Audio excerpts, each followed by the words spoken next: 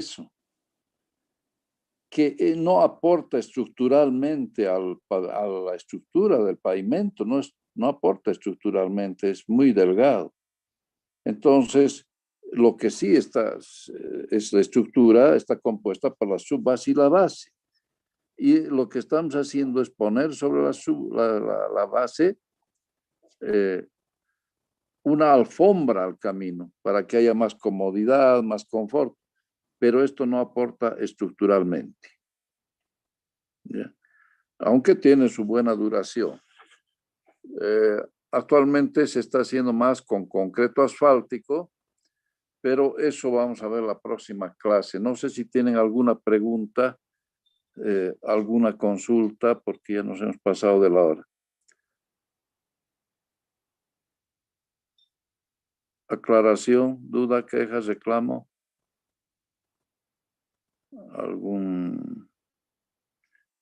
¿Quieren hacer algún comentario?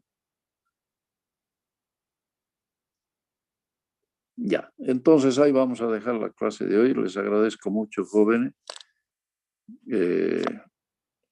Bueno, muchos me han mandado algunos memes sobre el Día del Trabajo.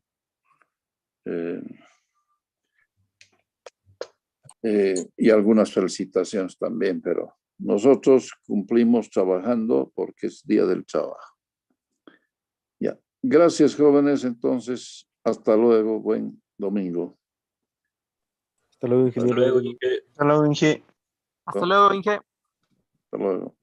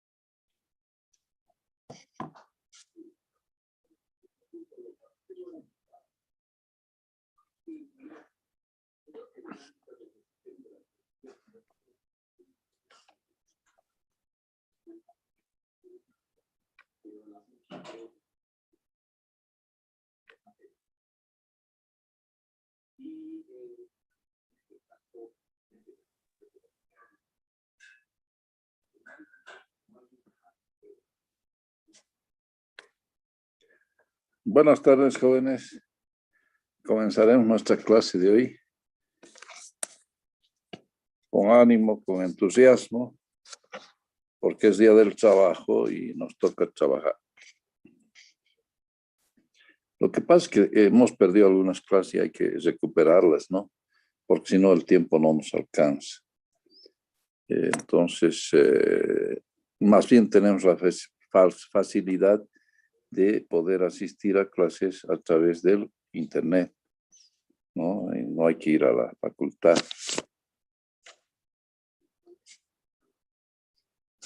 Bueno, simplemente mostrarles algunos datos aquí que sacan, ¿no?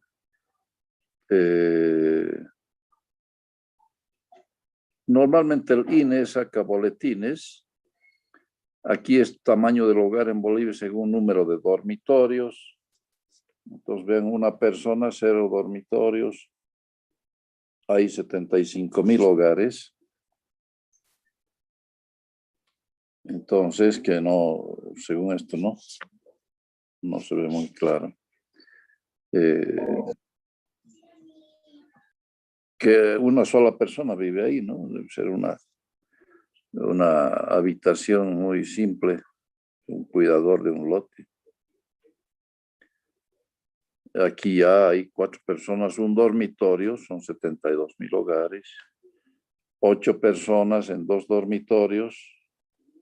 Vean, es toda una familia que está en 2 dormitorios. 6 personas en 4 dormitorios y 3 personas en 3 dormitorios, que es ahí sí sería una facilidad grande, ¿no? Aquí están los tipos de vivienda en Bolivia según tenencia. Entonces quería que vean casa independiente, dice, en propiedad. 270,796 hogares tienen casa independiente, propia, ¿no?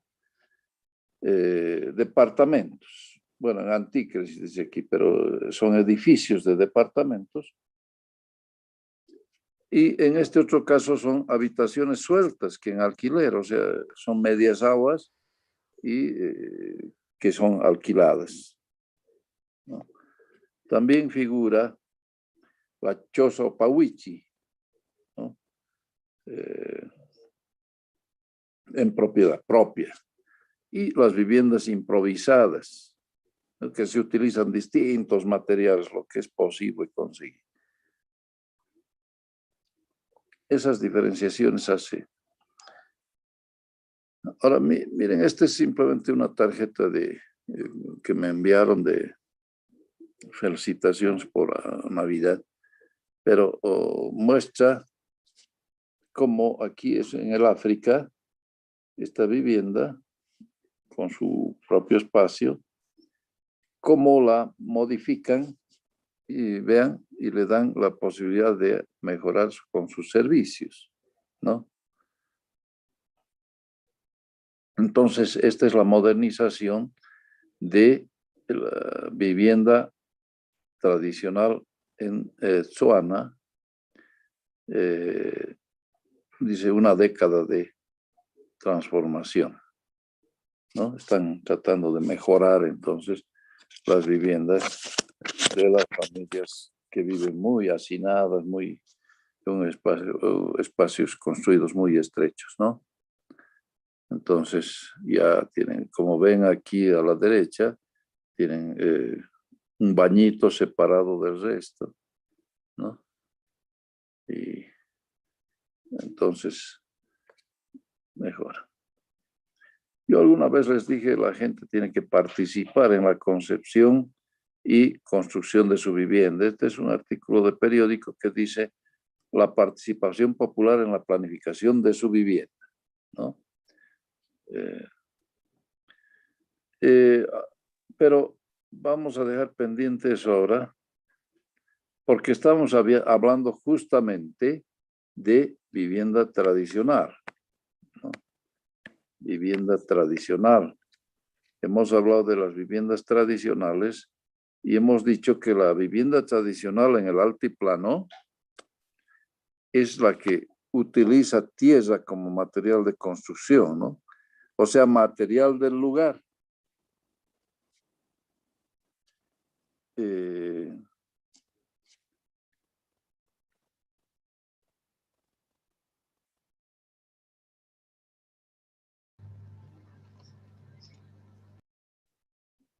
Entonces, esa es la vivienda tradicional, ¿no? Pero en el Perú, por ejemplo, han hecho estudios sobre la construcción de las viviendas tradicionales y las han mejorado. Entonces han sacado un boletín como es este, que es Construyendo con Adobe, ¿no? Y es un instituto de investigación y acción para la vivienda del Perú. Entonces, de esa vivienda que ven ustedes que a veces se deteriora muy fácil, han mejorado y ahora tienen viviendas ya más adecuadas. Es vivienda tradicional. Bueno, en nuestro país también se ha hecho eso, pero esto lo ha hecho un danés, un arquitecto danés que ya era jubilado, ha venido voluntariamente a Bolivia y ha analizado todo lo que era la construcción en tierra, la vivienda tradicional. Y pueden ir poniendo sus nombres al chat, comenzando por el apellido. Entonces, ha sacado este manual para autoconstructores, o sea, la misma gente que va a utilizar esa vivienda puede construir su casa. Y se llaman La Cauta. ¿Qué quiere decir en español La Cauta?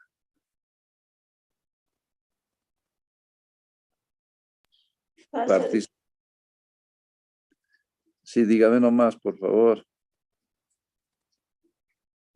Me interesa anotar participación aquí.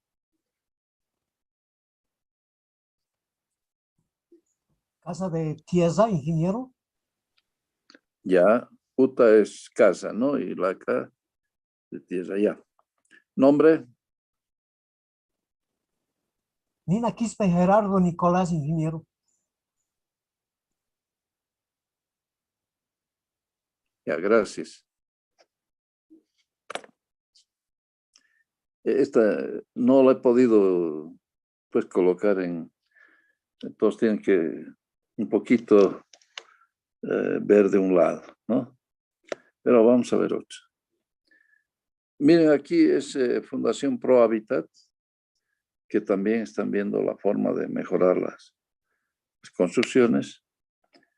Y bueno, aquí esta fundación hace un catálogo de las viviendas del área rural, pero quería que vean esto, los materiales que se utilizan, ¿no? En el oriente, la vivienda tradicional es hecha de madera y el techo con tejidos de jatata, es un tipo de palmera, ¿no? Esa es la vivienda tradicional, los pauichis.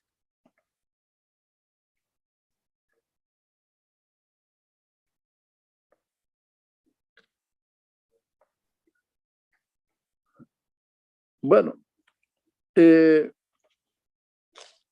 quería también hacer notar que en los lugares cálidos y secos, como son los desiertos, en los lugares de mucho calor y clima seco, también se utiliza la tierra como material de construcción. Eso hemos conversado un poco la vez pasada, ¿no? Se utiliza la tierra como material de construcción porque es un aislante. Si en un caso en el clima frío evita la fuga de calorías, en el clima cálido evita la fuga de frigorías, ¿no? Entonces es un aislante térmico muy bueno, de tal manera que hasta los techos los hacen de tierra, ¿no? Ese es el material de construcción. Las viviendas que se les puede decir islámicas por la procedencia, ¿no? en los lugares cálidos, secos. Entonces, la vivienda islámica es hecha de material del lugar, tierra. Ahora tiene algunas características los poblados y las viviendas, porque las viviendas normalmente tienen elementos que evitan que la gente de afuera pueda ver dentro de la casa, ¿no? Porque la casa tiene que ser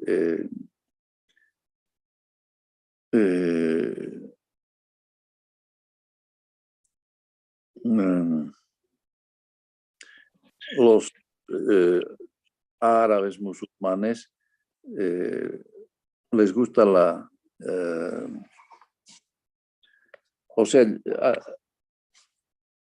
privacidad.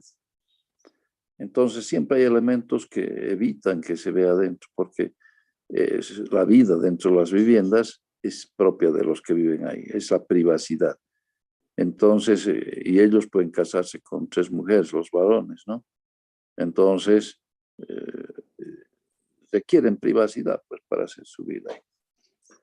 Pero estas viviendas, además, ya hablando de los poblados islámicos, tienen calles muy estrechas, o sea, la distancia entre viviendas que son frente a frente es muy estrecha para poder provocar sombra, ¿no? Porque el sol es muy fuerte, entonces hay que buscar sombra. Entonces las calles son estrechas normalmente. Puede haber algún espacio un poco más amplio donde sea una placita, ahí ponen una fuente, de tal manera que el agua que se vaya evaporando refresque, ¿no? Eso es lo que hacen. Entonces ponen una fuente, pero tiene sus características propias también. Para los árabes la fuente no tiene que ser como esas aguas danzantes que se hacen aquí, que el agua esté saltando hacia arriba, cosas así, no. Para ellos el agua tiene que correr libremente. Dicen que el agua canta, ¿no? Entonces, tiene que correr libremente. Entonces, no hacen esos juegos de hacer saltar el agua o de fuentes que lanzan el agua muy alto. ¿No? Son características propias de la cultura.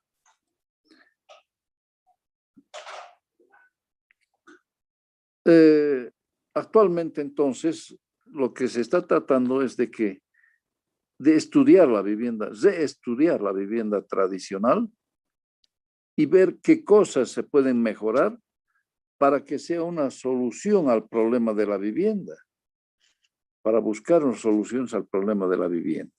Entonces, como les digo, aquí ha venido un arquitecto. Bueno, esta es una publicación en francés de una revista que tuve oportunidad de ver y ahora le arranqué estas hojitas. Le dice la tierra un material antiguo para un mundo moderno, ¿no?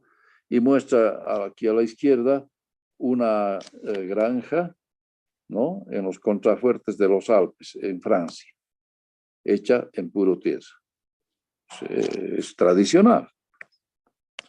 Aquí pueden ver en Mali cómo las viviendas son construidas en tierra. Y miren esos adornos, todo que tienen, ¿no? Viviendas construidas en tierra.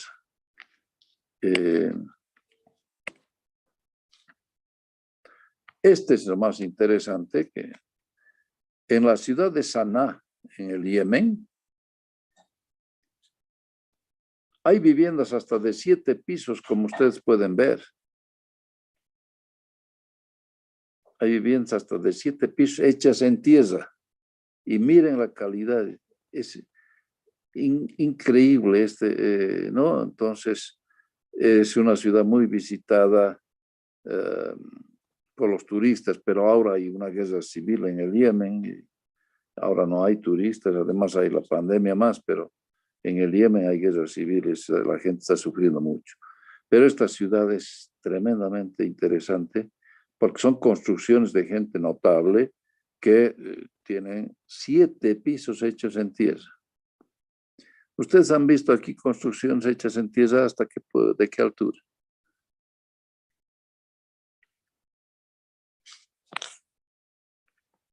No hay nadie.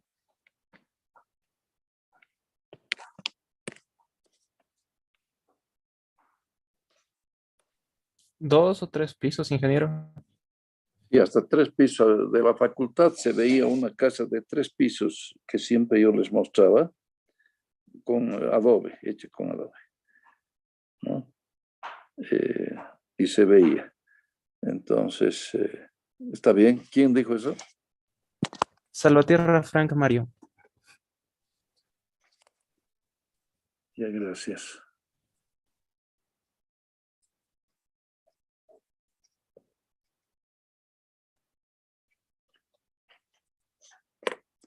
Entonces, miren, el título nomás ya nos da una idea aquí, ¿no? La Tierra, un material antiguo para un mundo moderno, ¿no? Un material ancien para un mundo moderno, ¿no? Y aquí, no, este es programa Bases de Verdad, nada que ver. Esta es una publicación también en francés, en el periódico Le Monde, que sale en Francia, y salía dans Gardaya, la Meca moderna. En Gardaya es una ciudad en Argelia, y la Meca moderna dice, bueno, lo que pasa es que Gardaya es un pueblo, ¿no? Nuestro corresponsal viene de Gardaya, esta ciudad de Argelia de los mozabitas, un pueblo muy rico del desierto, a medio camino de las multinacionales y de los imanes, da un viraje peligroso, un giro peligroso, ¿no? Lo que pasa es que Gardaya es una ciudad islámica, como ven aquí una colinita, y está la ciudad islámica, tradicional, o sea, se mantiene desde tiempos antiguos de los mozabitas, ¿no? Entonces las casas son de adobe, la gente, las calles son estrechas, como les decía, y la gente mantiene sus costumbres. Las mujeres tienen que andar tapadas, como ven aquí a la derecha, esta fotografía, tienen que andar así, cubiertas cuando salen a la calle, ¿no? Un solo ojo puede mirar. O sea, es muy tradicional, ¿no? Esa es la vivienda islámica, hecha en barro. Pero les decía, miren, la gente vive así, y sin embargo, cerca de este lugar han encontrado petróleo, y han llegado empresarios de empresas petroleras, esos que se mueven en coches lujosos y toman whisky y fuman puros, ¿no? Cigarrillos puros.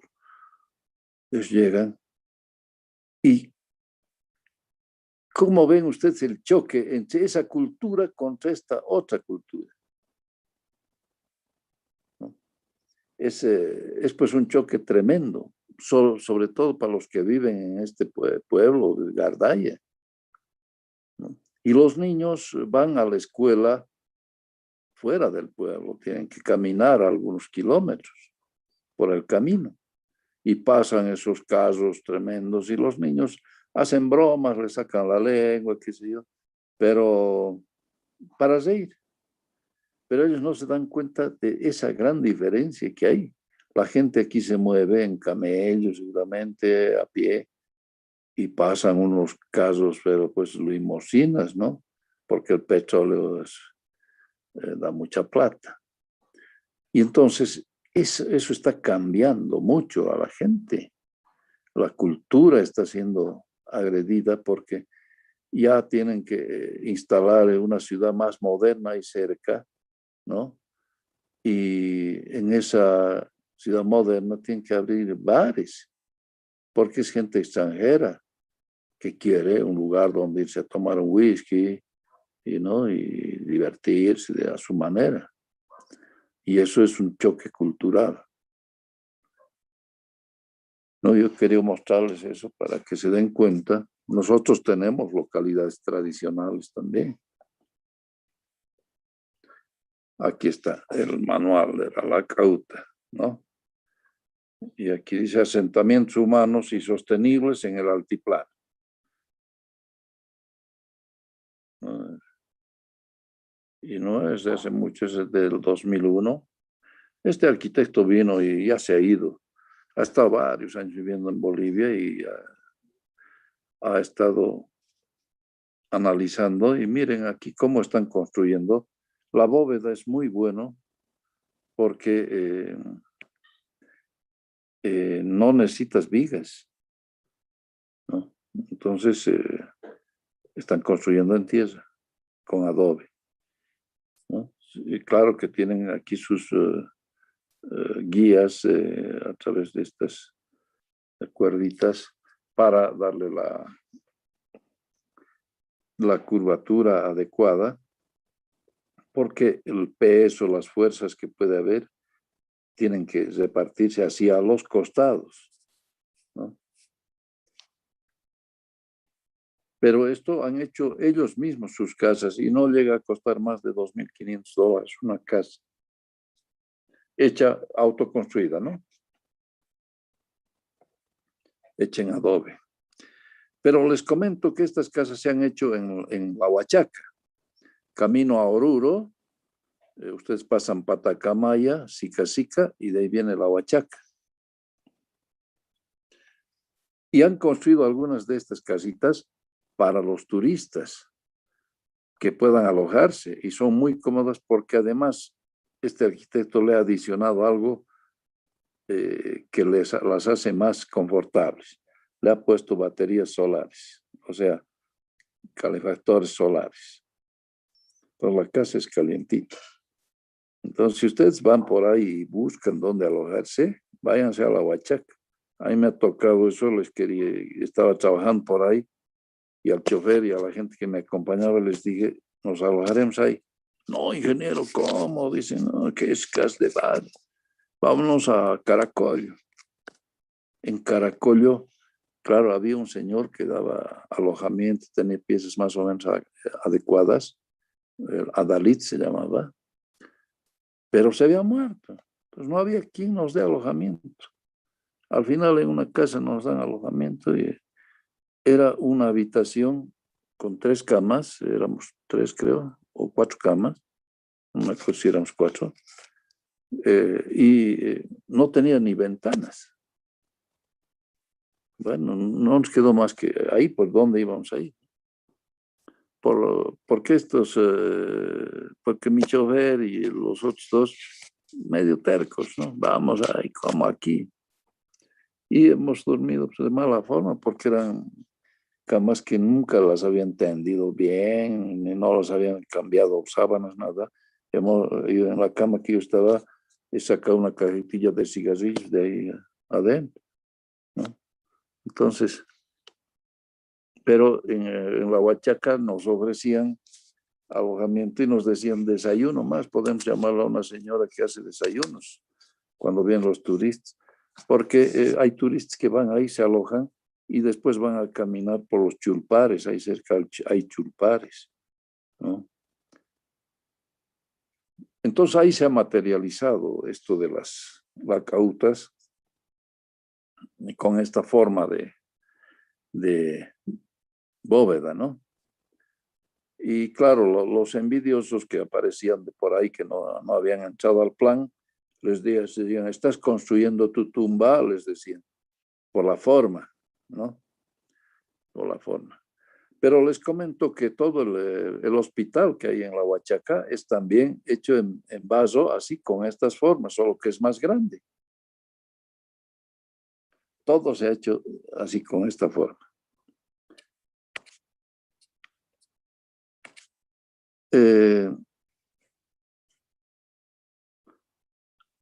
Entonces, no son los únicos que este arquitecto no es el único, aquí después han visto esto, hay artistas, sobre todo cantantes, que han visto estas casas y se han hecho construir casas similares aquí cerca a Batallas. Ustedes pueden, pasando por Batallas, preguntar dónde están las lacautas Ahí se han hecho construir varios. Ahí está Luis Zico, la Emma Junaro, no sé si los conocen, cantantes populares, ¿no? Que han construido sus casas. Aquí en La Paz hay también una casa hecha así. Un arquitecto ha construido su casa sobre la base de la Lacauta. Un arquitecto, el arquitecto Sandoval, en la zona sur, ¿no? Y entonces puede ser interesante esto. También ha venido un alemán, ¿no? Un alemán. Voy a poner el nombre aquí abajito.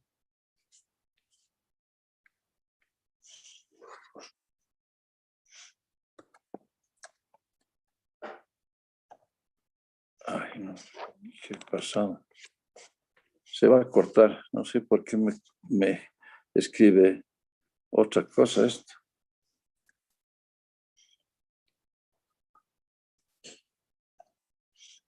Se llama Gernot Minke.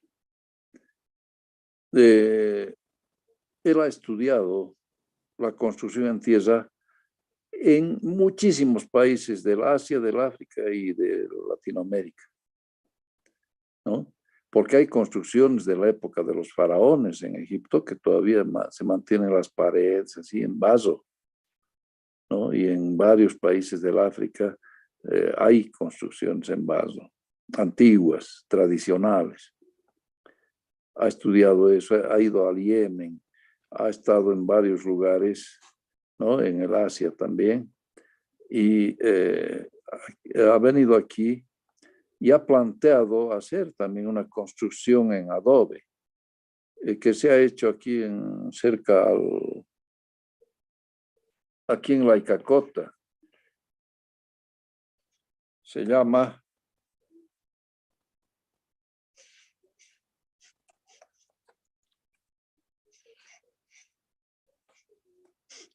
la cúpula de adobe.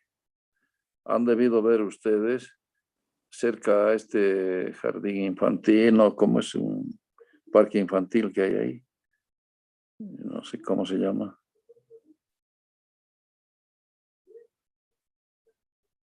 Nada, ¿no se acuerdan?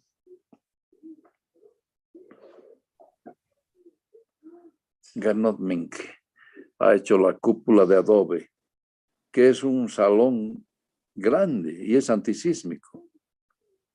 Es muy grande porque ha habido conciertos, exposiciones de distinto tipo, ¿no? Se ha construido como un lugar cultural. Esto con ayuda de la cooperación alemana, ¿no? Entonces, él ha venido y ha traído un arquitecto que trabaja con él y el arquitecto se ha quedado a supervisar la obra, a hacer la cúpula de adobe que se ha hecho, ¿no? Y al final se ha casado con una boliviana y se ha quedado ese arquitecto. Pero Gernot Minke ha ido al Brasil, a varios lugares y está dando conferencias sobre la utilización del adobe como material de construcción, o sea, la tierra como material de construcción. Es más, él da una cátedra en Alemania sobre la tierra como material de construcción. Su casa allá la ha construido así. No solamente ha hecho bóveda, sino también ha hecho cúpula. Una cúpula de adobe de tal manera que es la parte central de la casa. Y entonces la parte de abajo de la cúpula es el lugar social, el living, como aquí lo llamamos, o el estar, ¿no? Ahí está. Y luego lateralmente tiene bóvedas que conducen y son además habitaciones, ¿no? Y esa casa la ha vendido porque ha habido gente que le ha gustado mucho y han comprado. Es que la tierra es un material que se adapta perfectamente a las condiciones climáticas, ¿no? Entonces, eso. Entonces, ¿alguno de ustedes ha visto la cúpula de adobes detrás de las velas bajando esas graditas? ¿Conocen las velas? Sí, que sí, sí. Sí, ingeniero. A eso conocen, claro, lógico. La cúpula de adobe también. La cúpula así también hacen Ah, con, perfecto. sí. Ya, nombre, ¿quiénes son? Luis Centella, sí. Juan Israel Durán, ingeniero. ¿Qué color es la cúpula de adobe? Y ¿Cómo que se alguna llama? vez que fui, he visto también que lo habían pintado como amarillo, como, o perdón, naranja, dije, como si fueran de ladrillo visto, así más o menos estaba pintado. Ya. ¿Quién habló? Luis Centella, sí. Ya. ¿Cómo se llama el compañero Durán? Juan Israel, ingeniero. Ya. Listo. Entonces, bueno, por lo menos dos se han pronunciado respecto a eso. La cúpula de adobe inicialmente era plateada. En realidad tenía su sentido ese color, porque se trajo un material de Alemania, eso ya no fue material local, con la que se recubrió la cúpula y era plateado, pero era para rebotar los rayos solares, la radiación ultravioleta, ¿no? Pero esta cúpula de adobe además es antisísmica porque, bueno, han mezclado un poco con ladrillo en lo que son las aberturas, es decir, las puertas y ventanas las han hecho con ladrillo. Y eso les ha dado la situación de ser antisísmica. Con el ladrillo han aprovechado de reforzar para que sea antisísmica. Pero la cúpula, miren, es bastante amplia, ¿no?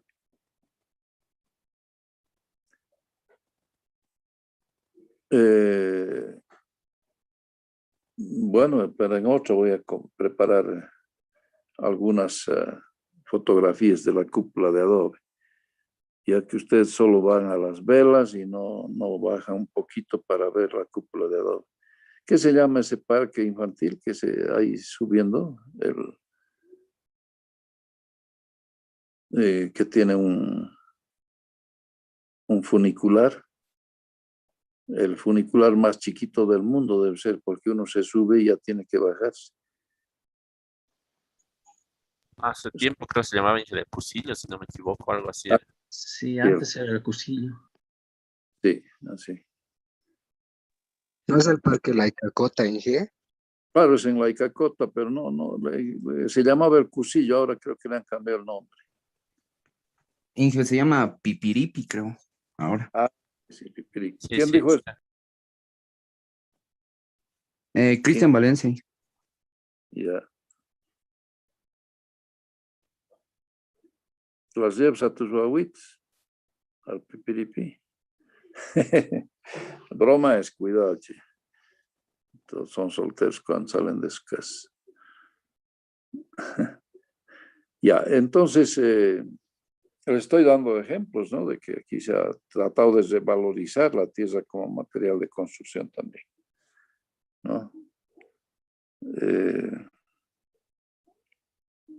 Como les digo, hasta un arquitecto ha hecho su casa aquí, así con la base de la cauta, en la zona sur. Y dice que es muy cómoda, muy buena. Es de 2 pisos.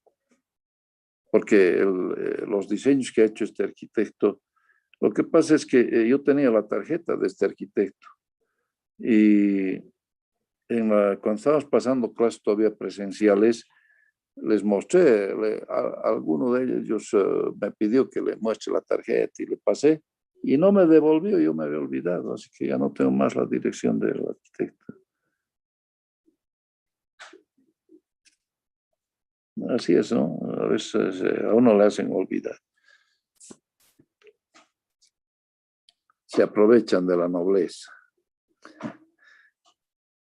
Bueno.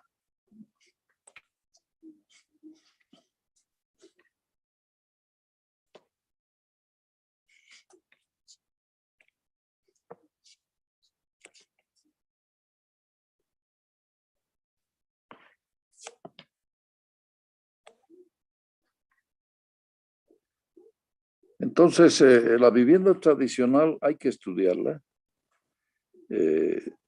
como han hecho.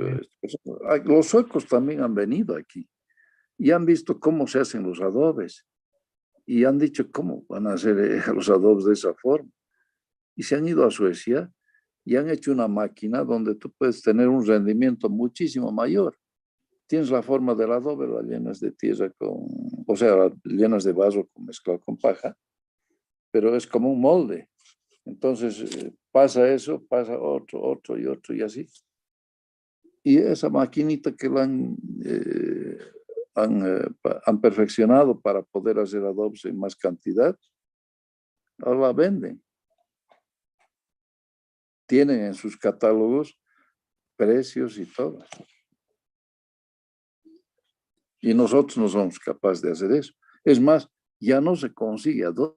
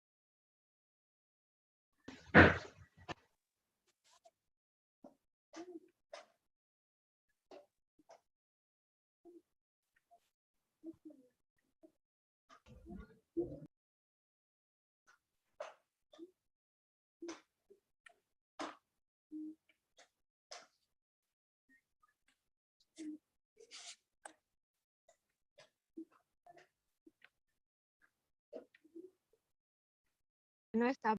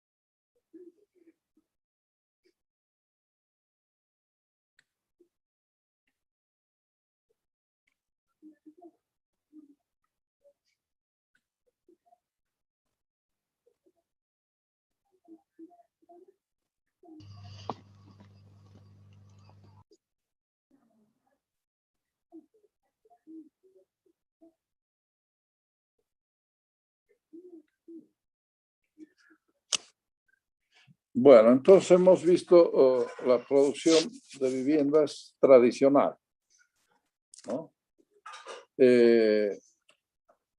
Ahora vamos a ver vivienda espontánea.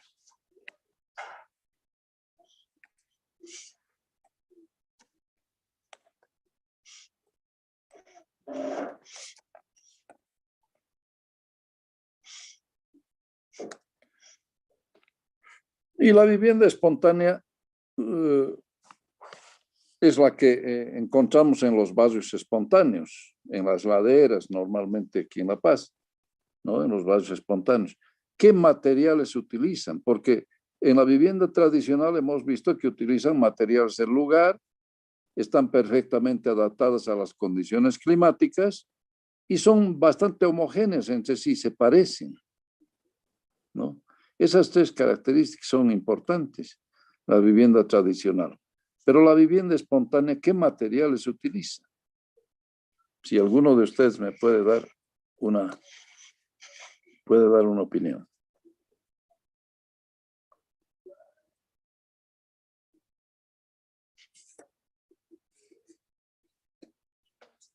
La vivienda espontánea, ¿qué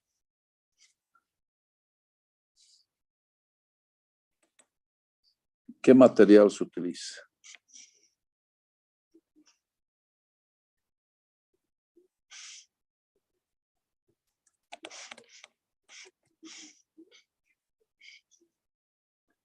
Reciclan materiales. Cuando yo hacía algunas visitas a este tipo de barrios,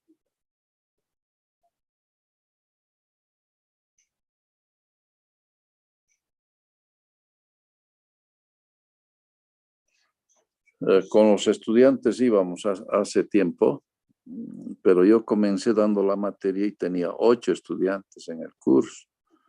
Y íbamos de paseo a 3 lugares, he dicho, ¿no? Normalmente.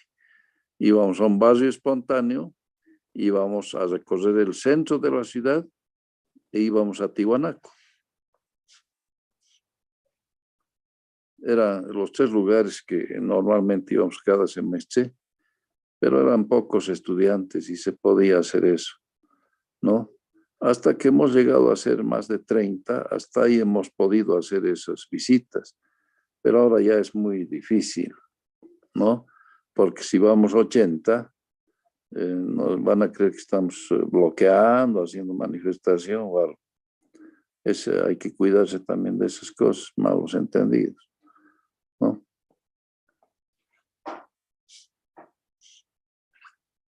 Entonces la vivienda espontánea es la que se produce en estos barrios espontáneos, como son las laderas, pero pueden haber barrios espontáneos también en el Alto o en Cochabamba, que es más plano, etc. Son lugares que son, pero donde se asientan espontáneamente, ¿no? No están dentro de una planificación urbana. Entonces son los lugares desechados por los que tienen más recursos. Entonces ahí se asientan y construyen su vivienda. Y yo les decía a los estudiantes que se fijen los materiales cuando recorríamos el barrio espontáneo. Les decía, fíjense de qué material están hechas las ventanas, las puertas. Y la verdad es que las ventanas eran de distintos tamaños. Algunas eran de madera, otros de metal. Y en las puertas igual había de metal y de madera en la misma vivienda, ¿no? Porque lo que hace la gente es comprar en la 16 de julio normalmente materiales de demoliciones. Cuando vuelan en una casa hay gente que recupera las cosas, ¿no? Entonces si ustedes necesitan alguna cosa, van a la 16 de julio. Por ejemplo, ya no hay mosaicos, ya no hay azulejos en el comercio. Ya hasta la cerámica ya se ha impuesto. Ahora están llegando otros materiales más. Y entonces uno requiere para reemplazar una cerámica o digo un azulejo, un mosaico en su casa, y es posible que encuentren la 16 de julio. Y pregunta y le van a decir, no ha venido ahora, pero es la señora tantos, búsquela, viene solo los domingos, así, ¿no? Entonces, o si no te dan la dirección, vas a su casa y dices, sí tengo aquí, a ver, busque qué color quiere, ¿no? De azulejos, por ejemplo. Porque de construcciones que se demuelen, ellos recuperan todo lo que se pueda, ¿no? Entonces, hay cuestiones metálicas, una serie de cosas que uno puede recuperar para las construcciones, y eso es lo que hace la gente, va comprando puertas, no importa el tamaño, ¿no? Puertas más chicas, más grandes, de metal, de madera, y va acumulando donde vive para reutilizar algún momento, ¿no?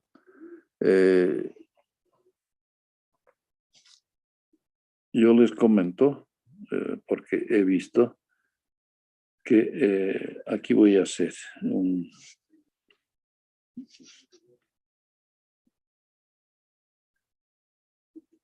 A ver. Un señor compró unas ventanitas bien chiquititas de madera. 5.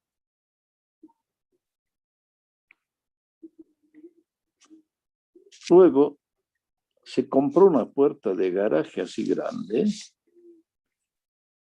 que se abría hacia arriba porque tenía aquí unos ejes. Entonces podía abrir hacia arriba esa puerta de garaje. Estaba en venta.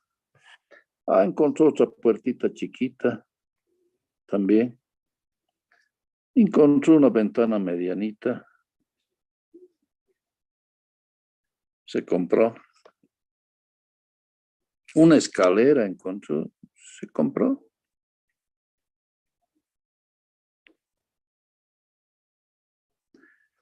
Y encontró dos estructuras así de este estilo, más o menos metálicas,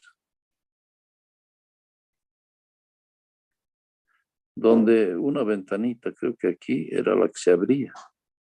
2 compró de esas que había y decidió hacer su casa. Ahora voy a poner otra. Ya. Entonces tenía un espacio muy reducido para construir y construyó su casa. Voy a hacer en planta primero.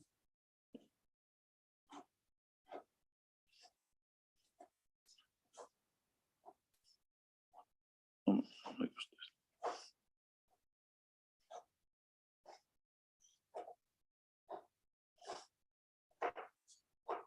Así, quería dividir esto en 2. ¿Cómo hacen para dividir en 2 ese terreno, ¿no? Pero quiere diferenciar un lado de otro. ¿Cómo puedes diferenciar? Que eso significa otro espacio. Ese espacio que tenían grande ahora quiere dividirlo en 2. ¿Cómo puede diferenciar?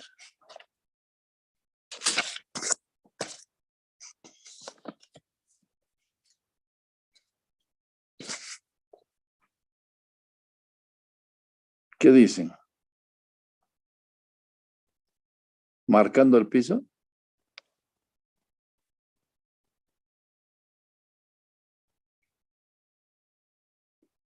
¿Alguna idea? A ver, voy a preguntar entonces si no quieren hablar.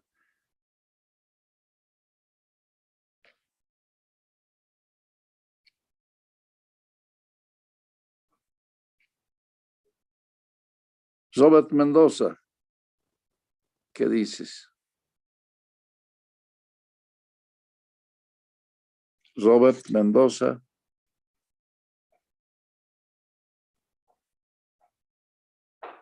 ¿No está? ¿Se ha dormido? Estoy poniendo negativo.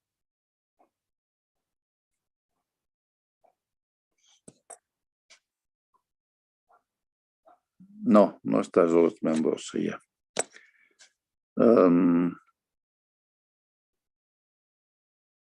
Marifel.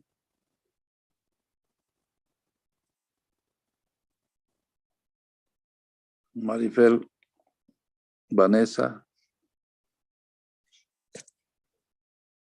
¿Qué puede decir? ¿Cómo podemos diferenciar un espacio de otro? Buenas tardes, ingeniero. Disculpe. Buenas tardes. Ingeniero, la verdad ahorita no se me ocurre una diferenciación muy exacta, pero sí tengo una idea. Tal vez me faltaría un poco completar mi idea. Estoy pensándolo, ingeniero, la verdad. Pero esa idea, dígala.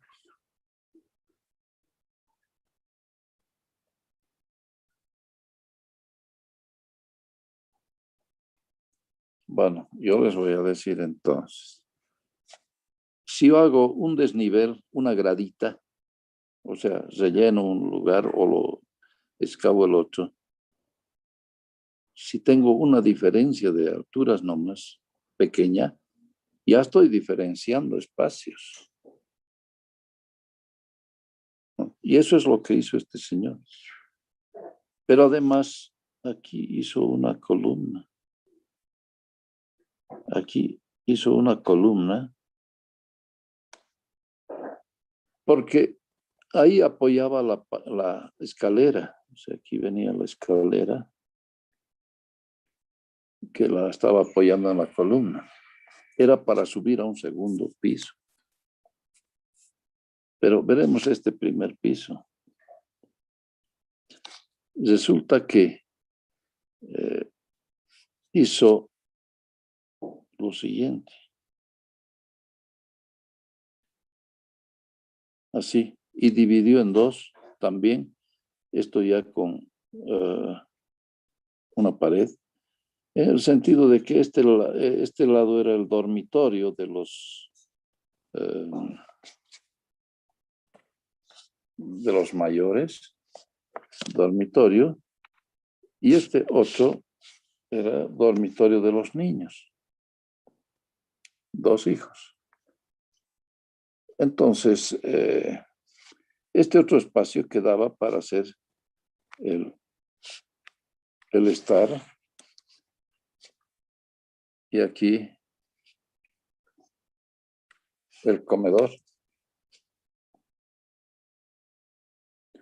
Y como les digo, aquí podía ser el closet o el ropero de los mayores y este otro lado el closet o el ropero para los niños, ¿no? La ventanita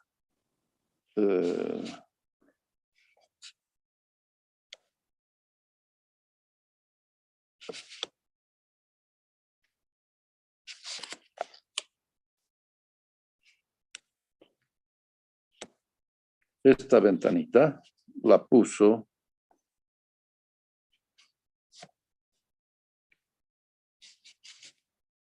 aquí. Estamos.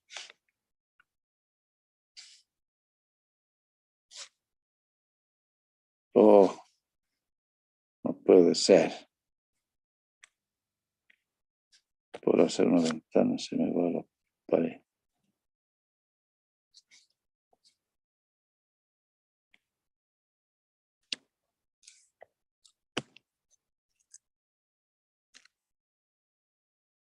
La ventanita la puso ahí, pero bajita, bastante bajita, porque el espacio para los niños era muy poco, entonces les daba la opción de que los niños salgan por la ventana. Claro, digamos, aquí estaba sus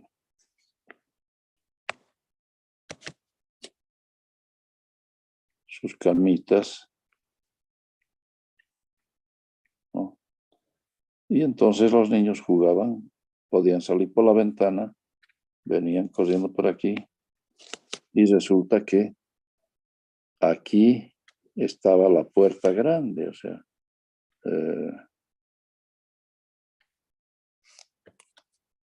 esa puerta que se abría hacia arriba, estaba aquí colocada, ¿no? Entonces, como se abría hacia arriba, entonces los niños podían salir, correr y entrar por aquí y seguir jugando, ¿no?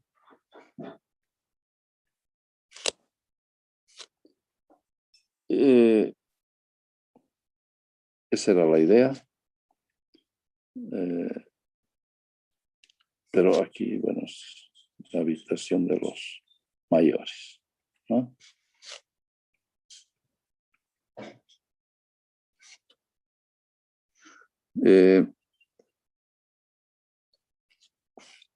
Aquí estaban el estar, entonces los silloncitos alrededor de una mesita, ¿no? Alrededor de una mesita. Pero cuando abríamos esta puerta, entonces teníamos una opción. La puerta se abría hacia arriba y estaba delimitando otro espacio, ¿no? Porque hacia arriba podemos delimitar espacio. No es el infinito, no es el cielo. Si es que no, si ponemos algo, si ponemos un techo, estamos ya delimitando un espacio. Hacia arriba, entonces, hasta donde abarca este techito, que era la puerta. Entonces, cuando había visitas, se ampliaba este espacio.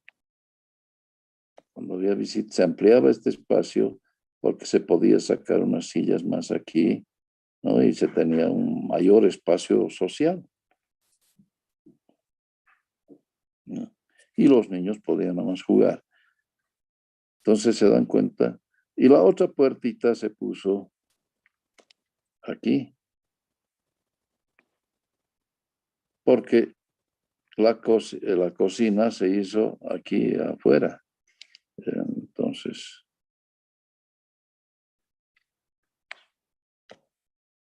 la cocina se hizo aquí afuera y el baño aquí, ¿no?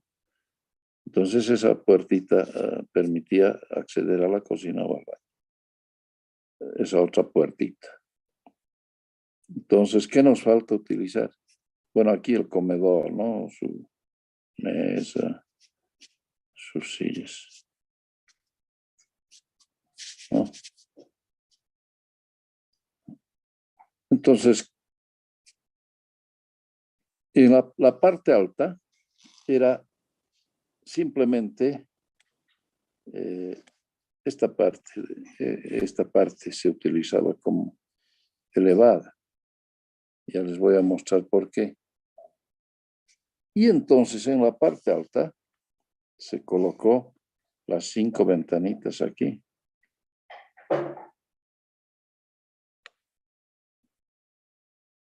Las 5 ventanitas. Ya, fueron colocadas ahí. Y esta parte alta se podía acceder por la escalera, ¿no? Porque teníamos una columna aquí, ¿no? Donde estaba apoyada la escalera.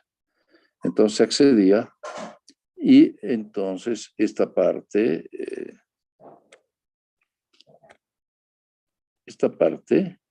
era el lugar de trabajo de la señora y esto el lugar de trabajo del señor. Podían tener un taller, algo así, ¿no? Y cada uno podía hacer sus cosas. Ahora, ¿qué nos falta utilizar de esto? De lo que hemos visto.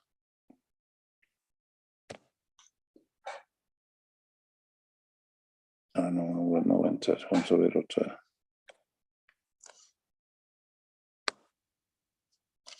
Entonces aquí nos faltaba utilizar estos elementos. Entonces si vemos de un lado, teníamos aquí la ventanita, ¿no? Y aquí está pues este elemento que se había. Bueno, no estoy dibujando tan bien, pero la columna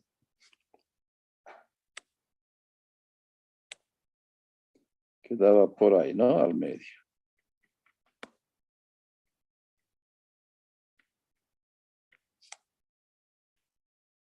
Entonces estaba sosteniendo aquí con vigas de madera y recubrimiento también apoyado en esta pared. Entonces estaba sosteniendo el segundo piso que solo llegaba hasta ahí porque aquí ya era muy bajo porque aquí era el techo, ¿no es cierto? Entonces aquí había un parapeto, ¿no? Para proteger, lógicamente, a los que estaban arriba,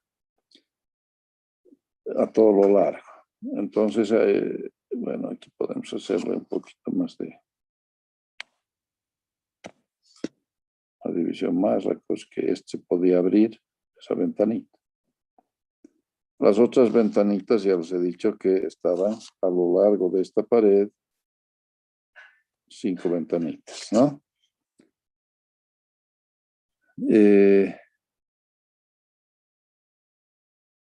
Entonces esto ya nos da una mejor idea.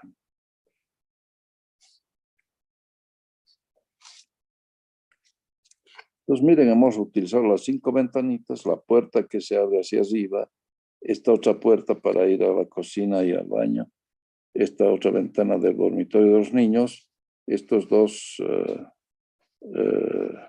armazones de fierro y la escalera, ¿no? Y entonces se tiene la casa completa en un espacio reducido. Un espacio reducido, pero que se lo ha utilizado pues, de una manera muy interesante y con elementos reciclados. Todos reciclados, comprado en el Alto, en la 16 de julio. Les digo, en esas construcciones antiguas hay cosas tan lindas que para construir un edificio en Miraflores han demolido 3 casas y eran 3 viviendas de gente que había trabajado con patiño. Los azulejos eran de Italia, una calidad increíble. Tenía una escalera en caracol, una de esas viviendas tenía una escalera en caracol hecha de madera, ¿no? Tenían en la entrada, una de ellas tenía unos forjados en fierro increíbles.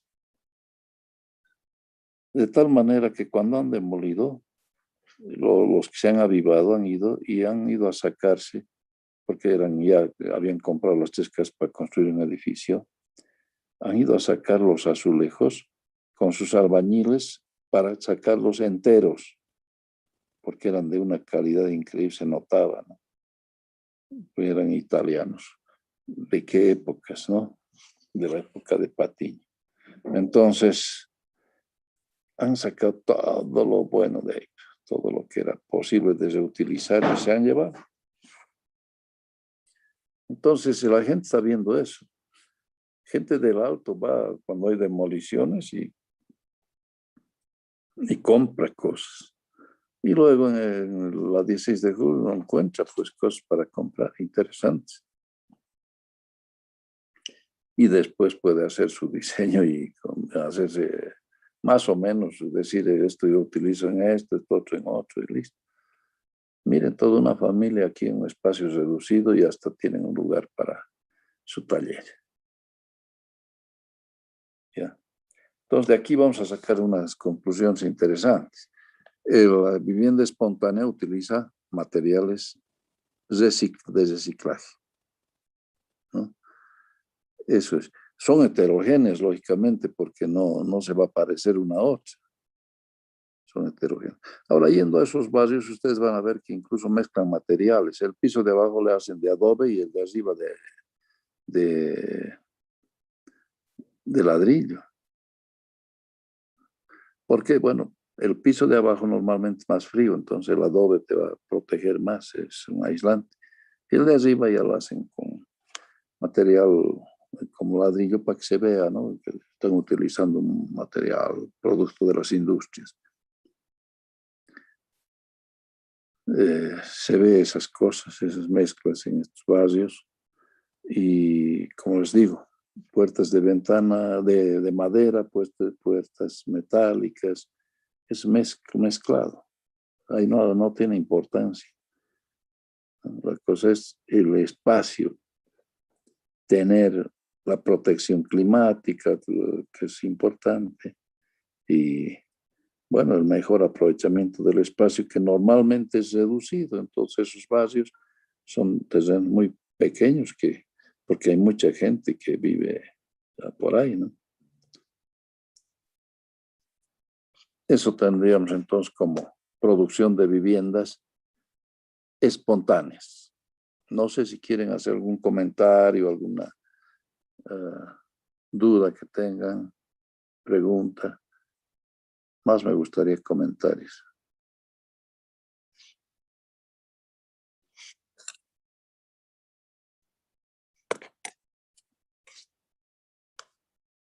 Nada de nada, nadie les va a salvar porque a todo el curso le voy a poner un punto menos.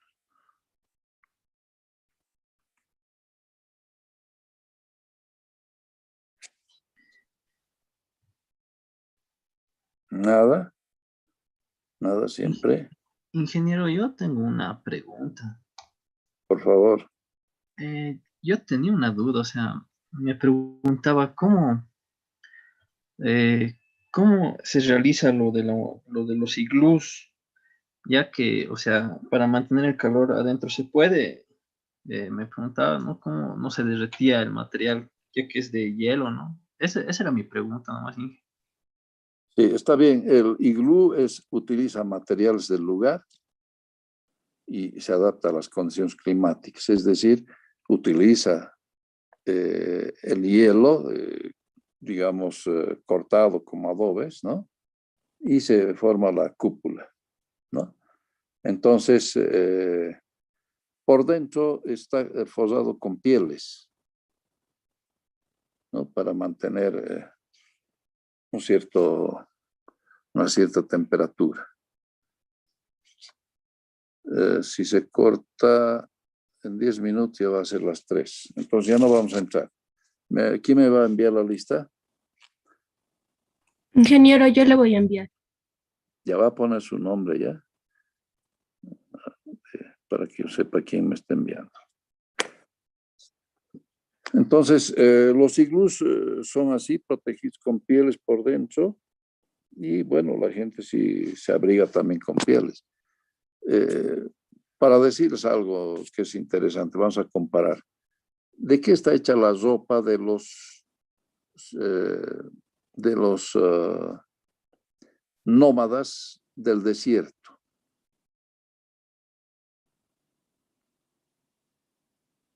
¿No es lino, Inge? No.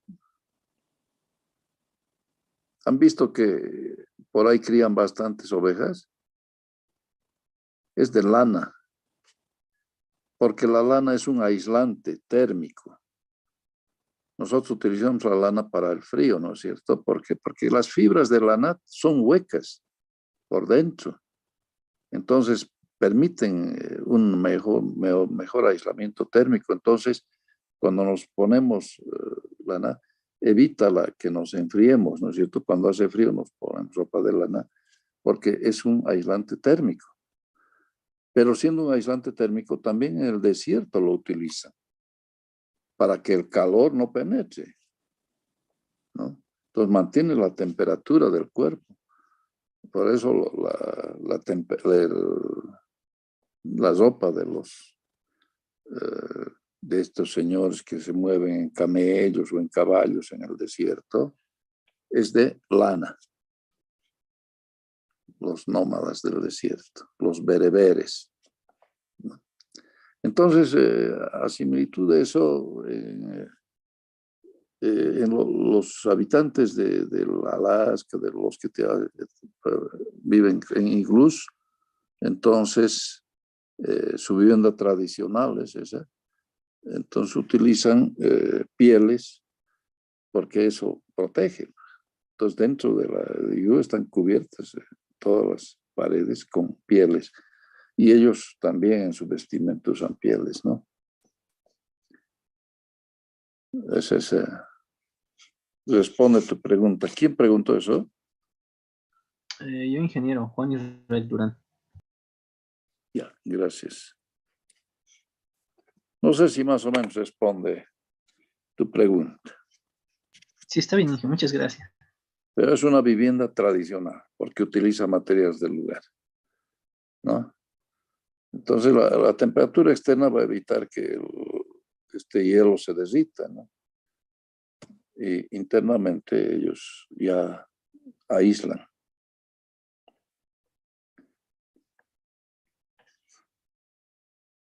¿Alguna consulta más? ¿Algún comentario? Su compañero les ha salvado. A todo el curso le iba a poner un menos. ¿Algo más?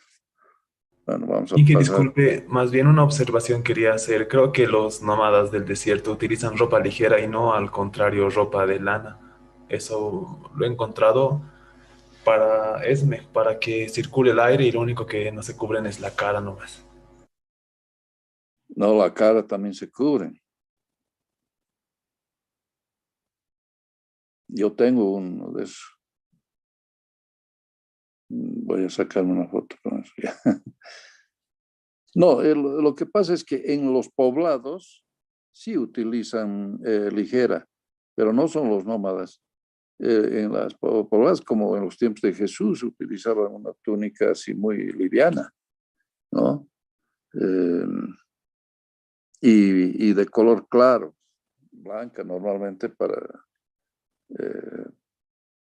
para que se reflejen los rayos del sol y no caliente, ¿no?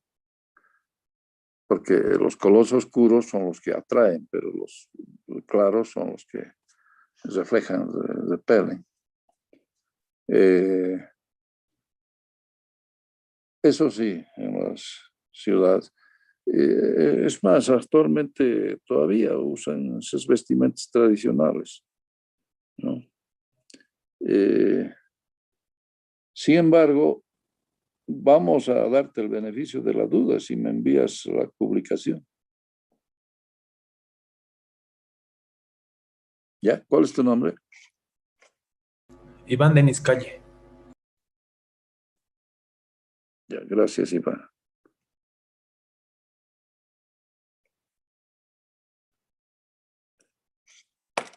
Gracias. ¿Algo más? Algo que se les ocurra comentar? ¿Sí? Un comentario quería hacer con lo que dijo respecto a los iglús. Según había escuchado, la forma que tienen los iglús está diseñado específicamente para un lugar frío, por lo tanto, no necesitan ponerle ninguna capa interior para evitar que entre el frío, y tampoco necesitan poner esa misma capa para evitar que se descongele el hielo, porque la temperatura bajo cero que está en el ambiente mantiene congelada la parte externa y la parte interna, que está bastante caliente, y hay una especie de un punto donde no se descongela y tampoco se congela por demás, entonces se mantiene esa estructura de hielo. Sí, tienes razón, así es. ¿Cuál es tu nombre? Mi nombre es Luis Rodrigo Alanoca Quispe. Gracias, está muy bien eso. Una de tus compañeras quería conversar algo también.